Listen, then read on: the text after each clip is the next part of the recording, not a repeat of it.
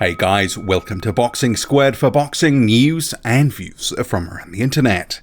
It's official, Dillian Whyte has been added to the Andy Ruiz Jr. and Anthony Joshua rematch card on December 7th in Saudi Arabia. He will be facing Mariusz Wach, and that's of no great surprise given that had been reported in the media in the past couple of days ahead of this announcement.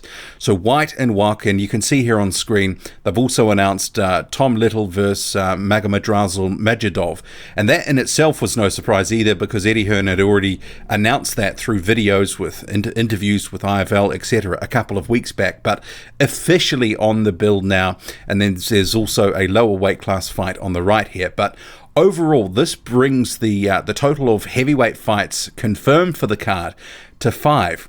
So this is going to be a great night of heavyweight boxing. So what I'll do, I'll just get to a couple of quotes and thoughts from Whyte and Little, etc. from the press release, and then move on to some thoughts in general about this card, because it's effectively all locked in now, and we can just wait for the fights and talk about what may or may not happen. And of course, for a couple of the main fights, they're 50-50s in my view. But getting to the press release, and this is up here, you can see this is the full promo poster.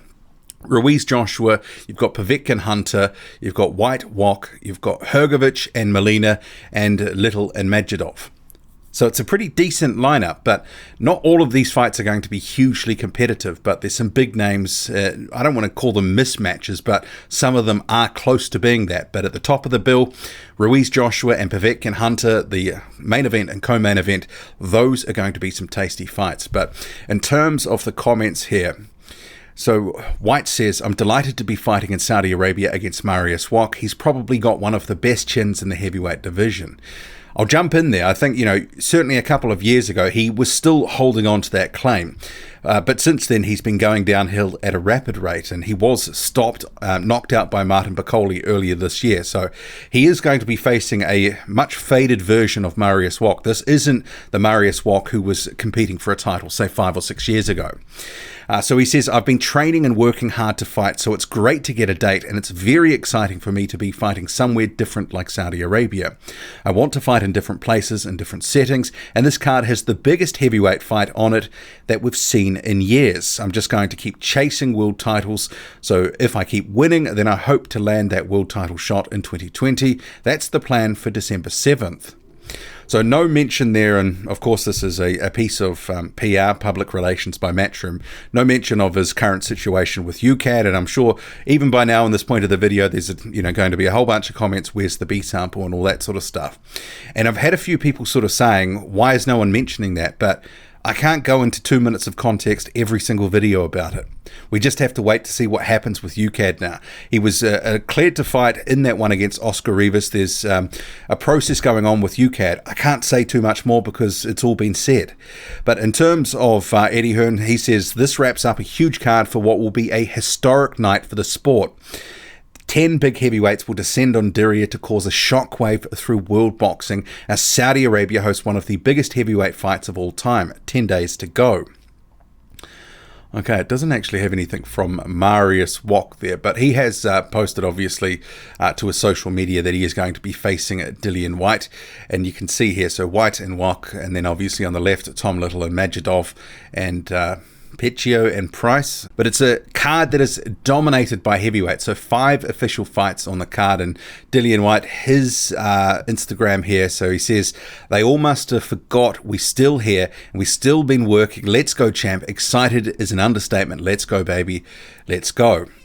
I don't think anyone's forgotten about Whyte given what's swirling around him at the moment, so I'm not sure how much thought he put into that message, but he is on the card here facing Mariusz Wach.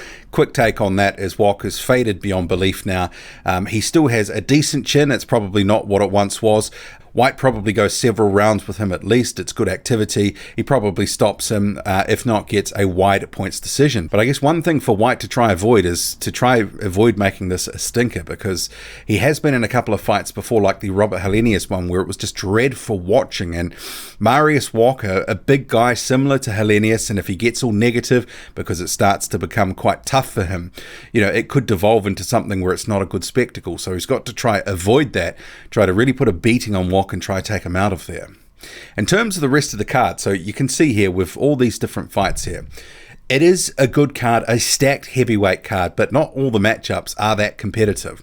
At the top of the bill, though, it is competitive. Joshua Ruiz, it's a 50-50 for me because it comes down to, who can make the better adjustments for this rematch. Because if Joshua can't use his height, his reach, he can't make adjustments, he can't stop Ruiz from getting to the inside, he's going to have a tough night.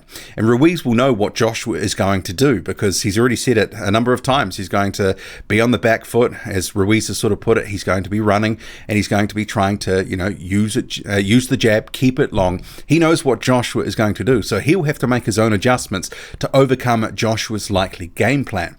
But it's a very interesting fight for a number of reasons. And the Povetkin and Hunter fight, that one there, which is the co-main event, that has the scope to be the fight of the night. That could be a real humdinger. In Povetkin, you have a guy who's been a top heavyweight for over a decade, a number of good wins on his record. 40 years old, though, he has been slowing down. It's not prime Povetkin. In his opponent, Michael Hunter, a guy who was a former top cruiserweight, has moved up, has been making some waves in the heavyweight division, has knocked out some pretty durable guys early on in some recent fights, but he's still perceived a little bit in that cruiserweight mold. So if he can fight and beat Povetkin, I think that fully solidifies him as a true heavyweight contender. Some of that recognition that I think he's been aiming for. And that former cruiserweight tag, I believe that did stop him getting a Joshua fight back in June, because he was at one point the front runner, but he just hadn't done enough at heavyweight at that point to secure that fight. But I do believe that's going to be a great fight between those two. I'm picking Hunter to win that one. You have Whyte and Wach. That seems to be the third sort of top billing here for this card in terms of the heavyweight fights. Yeah, Whyte is going to win this one, no question about it. And this is one of the things. He's a big name, but the sort of, it's not a top 10, it's not a top 20, or not even a top 30 opponent anymore. I don't care what anyone tells me. Mariusz Wach is pretty faded now. He's probably not even top 50. You also have Filip Hrgović, the rising heavyweight prospect out of Croatia. He's facing Eric Molina, another guy like Wach, who's sort of been around the traps, and he's had a title shot, a couple of title shots before. Wach had a title shot too, but well on the slide now. Filip Hrgović is going to make mincemeat out of Eric Molina. And also you have Tom Little and Magomedov Majidov, the former top amateur, facing Little, who has a good relationship with Matchroom and Eddie Hearn. He had a little bit of bad luck where he was pulled off a card a little while ago. This might be the make-up for that. That was not through his circumstances. His opponent had to pull out. This one might be a sleeper, sort of sneaky, decent type of fight. Little has whipped himself into very good shape, some of the best shape of his career. And Magomedov Majidov, in his first pro fight, he was caught and he was dropped, but he came back to win that one by a decision. So, I mean, on the face of it, on paper, this one should be one way. It should be Majidov who wins this, and easily enough, maybe by decision. But who knows? Majidov, in that first fight showed some vulnerability. But I guess it's heavyweight boxing. It's a fight. Anything can and does happen, as Anthony Joshua found out against Andy Ruiz Jr. so many months ago. But yeah, I like the card because it's stacked full of heavyweight fights. What do you make of this card? Heavyweight heavy. Drop a comment loud and often. Hit like, hit subscribe. Follow me on Twitter. Boxing_squared. I'm out.